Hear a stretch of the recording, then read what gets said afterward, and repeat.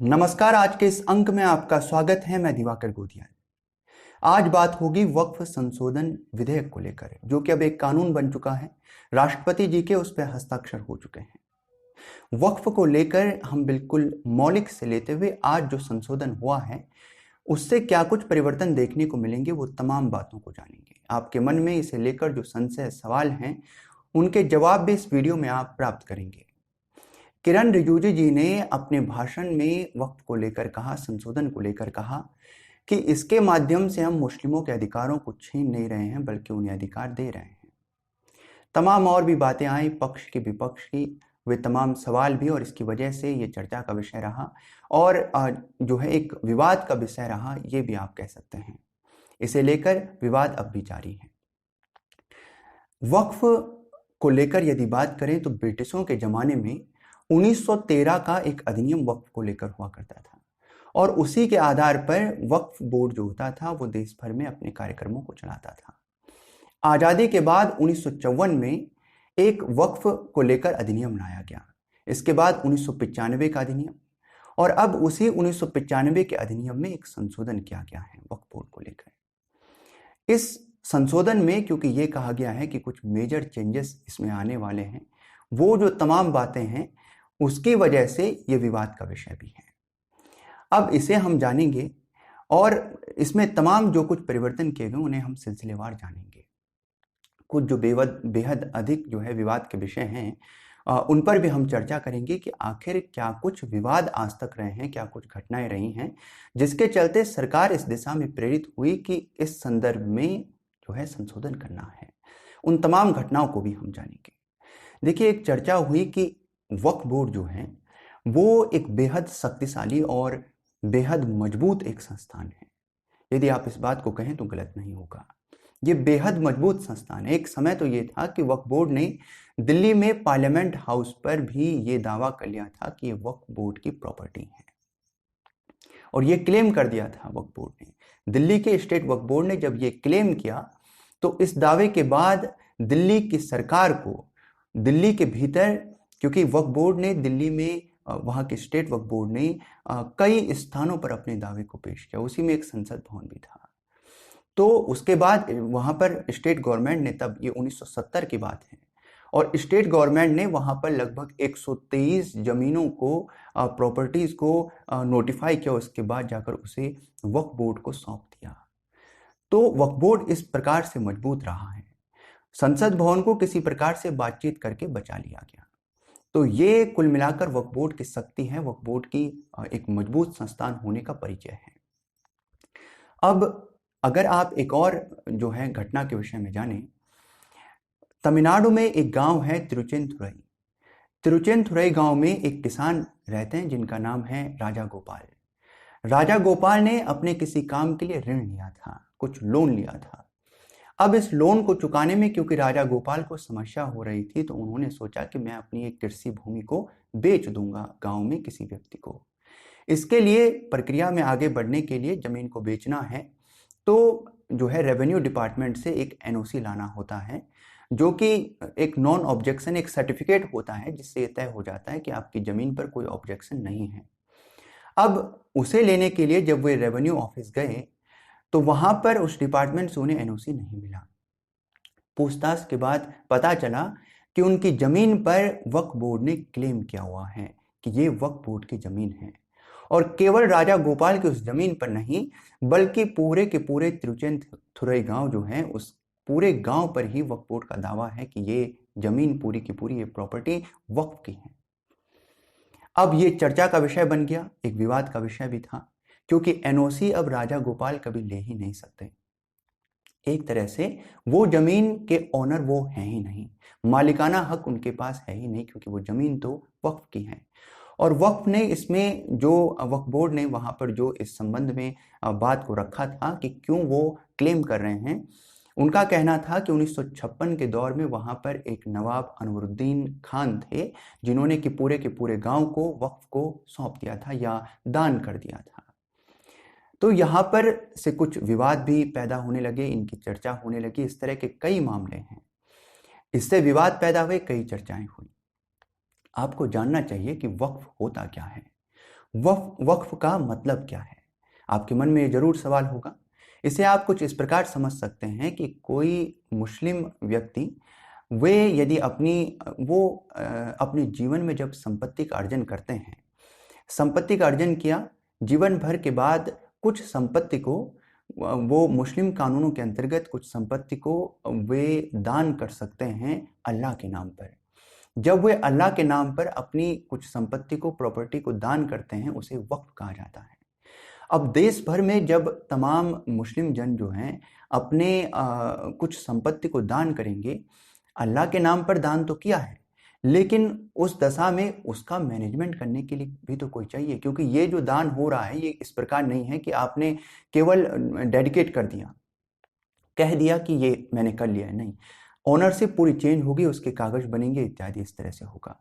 तो आपका नाम बदलेगा और वहां पर किसी और का नाम आएगा, जिसका नाम आएगा वो वक्फ बोर्ड होगा। तो यहाँ पर वक्फ बोर्ड की भूमिका आरंभ होती है। होता क्या है कि जब कोई व्यक्ति अपनी प्रॉपर्टी को वक्फ को सौंपता है और वक्फ के नाम करता है, दान कर देता है, तो वहां पर उस व्यक्ति को वाकिफ कहा जाता है। और वो वाकिफ जो होता है, वो व्यक्ति एक किसी व्यक्ति को चयन करता है, वही स्वयं करता है, जिसे मुतावली कहा जाता है। वो उस संपत्ति को जो कि उस व्यक्ति ने दान कर दी है, उसका एक मैनेजर होता है, उसका एडमिनिस्ट्रेशन वो व्यक्ति करता है। यानी कि वही जो है उस पूरी संपत्ति का जो कि दान की गई है वाकिफ के द्वारा वक्फ में, उसको देखेगा मुतावली। अब इसके अलावा अगर आप देखें तो हर स्टेट में लगभग एक जो है वक्फ बोर्ड होता है। देश के भीतर 30 के करीब राज्यों में वक्फ बोर्ड कार्य कर रहे हैं, स्टेट वक्फ बोर्ड। और इन सब को मैनेज करने के लिए एक सेंट्रल वक्फ काउंसिल होती है केंद्र में। तो ये पूरी की पूरा एक नेटवर्क है, आप इसको समझ सकते हैं इस प्रकार से। अब यहाँ पर किसी व्यक्ति ने वक्फ को अपनी जमीन या फिर प्रॉपर्टी को सौंपा। ये वक्फ में जमीन भी हो सकती है, कोई भी किस्म की प्रॉपर्टी हो सकती है, ये जो है कैश भी हो सकता है, कुछ भी हो सकता है, किसी भी किस्म की प्रॉपर्टी हो सकती है। तो ये कुल मिलाकर पूरा तंत्र होता है। अब समझने की बात है कि इस पर क्या कुछ विवाद है, क्या कुछ विषय हैं। उससे पहले ये हमें समझना चाहिए कि वक्फ पर हम बात क्यों कर रहे हैं। देखिए, देश में वक्फ के पास इस समय पर 9.4 लाख एकड़ उनके पास प्रॉपर्टी है। और ये कहा जाता है, आपने बात सुनी होगी, कि देश में डिफेंस जो है, आर्म फोर्सेस और रेलवे के बाद सबसे बड़ा संस्थान जिसके पास प्रॉपर्टी है वो है वक्फ बोर्ड। और ये जो टोटल उनके पास प्रॉपर्टी है, इसकी वैल्यू बनती है लगभग 1.2 लाख करोड़ की वैल्यू बनती है, इतनी इसकी वैल्यू बनती है। और जो देखा गया है, जो बताया जाता है कि इससे जो रेवेन्यू जनरेट होना चाहिए इतनी वैल्यू की प्रॉपर्टी से, वो नहीं होता है, अपेक्षाकृत बहुत कम है। यानी इस प्रॉपर्टी का जो इकोनॉमी में योगदान है वो बहुत कम है, वो बहुत कम है। तो इस दशा में यहाँ पर जो है तमाम संशोधन की दिशा में भी सरकार ने सोचा है, ये भी एक कारण हो सकता है। अब आइए समझते हैं कि संशोधन किन कुछ विषयों पर किया गया है और विवाद के विषय क्या कुछ हैं। देखिए, सबसे पहले तो वक्फ को लेकर एक जो सेक्शन 40 है उस पर खूब चर्चा हुई। इसके संदर्भ में उदाहरण मैंने पहले भी दिया है, आप इसको समझिए। ये कहा जाता है कि वक्फ को अगर कोई भी प्रॉपर्टी है, वक्फ ने अगर उस पर, वक्फ बोर्ड ने क्लेम कर दिया है, तो उसके बाद उस पर आप मतलब एक तरह से कहें तो कुछ भी नहीं कर सकते। सामान्य तो होता यह है कि जिस जमीन पर, जिस प्रॉपर्टी पर वक्फ बोर्ड ने क्लेम कर दिया है, तो उसके बाद वक्फ बोर्ड ही उसे लेकर चला जाता है, आप उस पर ज़्यादा कुछ नहीं कर सकते हैं, क्योंकि उस पर जो आखिरी निर्णय लेने का अधिकार है वो वक्फ ट्रिब्यूनल को है। तो स्वयं वक्फ ट्रिब्यूनल है, स्वयं वक्फ बोर्ड है, और जगह आपकी अपील जो है इसमें लाई नहीं करती है। तो ये कुल मिलाकर यहाँ पर एक महत्वपूर्ण विवाद का विषय। अब इससे चीजें पैदा हुई। विवाद कैसे हुए? पहले क्या होता था कि लोगों ने, मान लीजिए लिखा पढ़ी तो थी नहीं, किसी व्यक्ति ने कहा कि मैं वक्फ को अपनी जमीन या फिर कोई प्रॉपर्टी सौंप रहा हूं, केवल कहा है। अब उस समय लिखा पढ़ी थी नहीं, लेकिन उस व्यक्ति की चौथी पांचवी पीढ़ी के बाद कुछ लोग उसी पीढ़ी के कहने लगे कि भाई हमें, हमारी जमीन है, हमारी प्रॉपर्टी है, और हम कैसे मान लें कि वक्फ को दी गई थी। उनका ये कहना है कि हो सकता है आपने कब्जा किया हो, तो वक्फ बोर्ड पर ये कब्जा इत्यादि इस तरह की बातें उभर कर सामने आती हैं और इस वजह से विवाद होता है। तो ये जो चीजें हैं इसकी वजह से विवाद के विषय उभरे और समस्या ये है कि वक्फ ने क्योंकि किसी जमीन पर क्लेम कर दिया है और अगर डिस्प्यूट होता भी है, विवाद होता भी है, तो आप कुछ कर नहीं सकते हैं क्योंकि वक्फ बोर्ड का जो विषय है वो अंतिम फैसला ये है कि वहां पर वक्फ ट्रिब्यूनल ही इसमें अंतिम फैसला करेगा। तो ये इस तरह की व्यवस्था है। अब इसमें संशोधन किया गया है और इस संशोधन के माध्यम से एक न्यूट्रल व्यक्ति यानी कलेक्टर को ये जिम्मेदारी सौंपी गई है कि विवाद या जो कुछ भी इस तरह के डिस्प्यूट होंगे जमीन को लेकर कि जमीन वक्फ बोर्ड की है या किसी व्यक्ति की है, उस विवाद में अब निर्णय जो अंतिम होगा वो कलेक्टर का होगा। तो इस तरह का ये संशोधन किया गया है। ये भी एक बेहद विवाद का विषय बना हुआ है जिस पर पक्ष विपक्ष इस तरह से देखने को मिल रहा है। अब इसके अलावा अगर आप देखें तो ये एक महत्वपूर्ण विषय था सेक्शन 14। इसके अलावा वक्फ बाय यूजर एक बहुत महत्वपूर्ण कॉन्सेप्ट जिसके द्वारा और जिस पर बहुत विवाद है। वक्फ बाय यूजर क्या है, पहले इसे समझ लेते हैं। वक्फ बाय यूजर में यहां पर आपको जो समझने की आवश्यकता है कि वक्फ बाय यूजर जो होता है इसमें देखिए बहुत सी कुछ ऐसी जमीनें होती हैं या ऐसी प्रॉपर्टी होती हैं जिनके संदर्भ में कोई आप क्लियर दावा नहीं कर सकते हैं कि ये जमीन किसकी है और किसके लिए दी गई थी, वक्फ की गई थी या नहीं की गई थी, दान की गई थी या क्या कुछ है, उसके संदर्भ में कुछ ज्ञान नहीं है, कोई कागज नहीं है, कोई लिखा पढ़ी नहीं है। अब जब ये सब नहीं है तो इस तरह के बहुत से जैसे मुसाफिर खाने होते हैं। कई बार होता है ना, कुछ लोग अपनी किसी प्रॉपर्टी को सार्वजनिक उपयोग के लिए दे देते हैं या अपने घर के आगे की सड़क को कह देते हैं कि चलो लोग कहाँ चलेंगे तो चलो मैं ये सड़क जो है यहाँ पर इतनी जगह छोड़ रहा हूँ। इस तरह की जमीनें, इस तरह की प्रॉपर्टीज जो होती हैं, मुसाफिर खाने इत्यादि, क्योंकि उनका कोई पता नहीं है और लंबे समय तक सार्वजनिक उपयोग में वो आते रहे हैं, इसके बाद टाइमली विद टाइम जो है वक्फ बोर्ड इसको क्या कर लेता है, एक समय पर अपनी प्रॉपर्टी घोषित कर देता है। इस तरह की जमीनों को, इस तरह के जो है प्रॉपर्टीज को। अब जब इस तरह के बात सामने आती है तो आज एक समय के साथ वक्फ बोर्ड ने देश भर में इस आधार पर यानी वक्फ बाय यूजर के इस कॉन्सेप्ट से बड़ी मात्रा में प्रॉपर्टीज को जो है वक्फ बोर्ड के अंतर्गत ले लिया है। तो ये भी एक विषय, ये भी एक विवाद का विषय आता है कि वक्फ बाय यूजर जो है ये एक ऐसा कॉन्सेप्ट है जिसमें इस तरह की बात होती है। अब जो संशोधन किया गया है इसमें यह कहा गया है कि 1995 के वक्फ जो अधिनियम है उसी में ये संशोधन है, उसमें वक्फ बाय यूजर जैसा कोई कॉन्सेप्ट नहीं होगा। तो वक्फ बाय यूजर का कोई कॉन्सेप्ट अब नहीं होगा। ये 1995 के जो अधिनियम है उसमें ये जो संशोधन किया गया इसके माध्यम से ये बात रखी गई है। ये एक बड़ा परिवर्तन है, इस पर भी विवाद रहा। इसके अलावा सर्वे को लेकर बात है। पहले सर्वे जो है वक्फ बोर्ड नियुक्त करता था असिस्टेंट कमिश्नर को या जो है सर्वे कमिश्नर को, और उसके बाद जो है वो सर्वे करते थे। देश भर में कई ऐसे राज्य हैं जहां पर कभी सर्वे हो ही नहीं पाया। उत्तराखंड में कभी सर्वे नहीं हो पाया, इस तरह के और भी राज्य हैं। तो सर्वे जहां कभी हो ही नहीं पाए वक्फ बोर्ड उनको नियुक्त करता था, लेकिन अब सर्वे होगा वो मजिस्ट्रेट के अंतर्गत, कलेक्टर उसकी जिम्मेदारी लेंगे, मजिस्ट्रेट लेंगे और उनको ये अधिकार दिया गया है और वो जो है जो रेवेन्यू लॉस होता है उसी के अंतर्गत इसको लाया जाएगा। तो सर्वे अब उसकी जिम्मेदारी भी मजिस्ट्रेट को सौंपी गई है। तो ये कुछ बातें हैं जो कि विवाद के विषय हैं। इसके अलावा और भी कई चीजें हैं जैसे कि इसमें सेंट्रल गवर्नमेंट को पावर देने की बात है। पहले क्या होता था कि वक्फ बोर्ड को लेकर जो रजिस्ट्रेशन थे या जो उसको लेकर पूरा ऑडिट था, वो तमाम चीजें जो होती थी उसको लेकर वो सारा का सारा स्टेट गवर्नमेंट के हाथों में था। अब वक्फ बोर्ड में जो लोग होते थे वो भी स्टेट गवर्नमेंट के ही थे।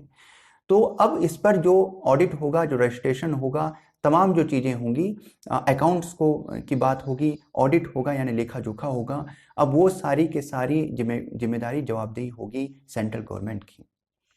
यानी कि कैग उस पर रिपोर्ट बनाएगा, महालेखा परीक्षक, और प्रतिवर्ष रिपोर्ट बनाएंगे, प्रतिवर्ष उस रिपोर्ट को सौंपेंगे। इस आधार पर उसका पूरा का पूरा एक विवरण बनेगा।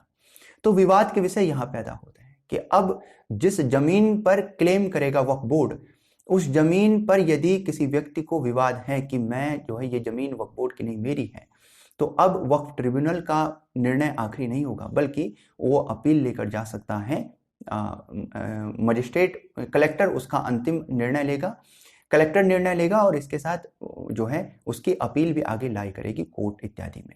ये भी एक विषय है। और इसके अलावा अगर जो है क्योंकि अब जो है लेखा जोखा कौन इसका करेगा, इसका लेखा सेंट्रल गवर्नमेंट करेगी, तो वो पावर भी सेंट्रल गवर्नमेंट के पास है।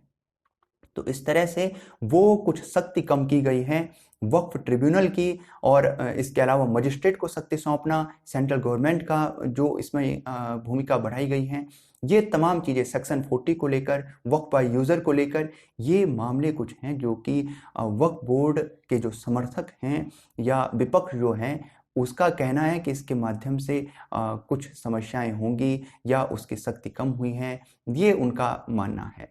हालांकि सरकार ने इसको इस प्रकार से कहा है कि ये मुस्लिमों को, जो पिछड़े गरीब हैं, उनको अधिकार देगा। इसके अलावा एक और आप बात जान सकते हैं कि वक्फ बोर्ड जो है, क्योंकि देखिए स्टेट वक्फ बोर्ड होता है, सेंट्रल वक्फ बोर्ड, वक्फ काउंसिल होती है, उसमें जो उसका जो एक तरह से आप कहेंगे कि उसका जो फॉर्मेशन होता है या कंपोजिशन होता है, उसमें जो लोग होते हैं उसमें भी परिवर्तन किया गया, और ये भी काफ़ी विवाद का विषय रहा है।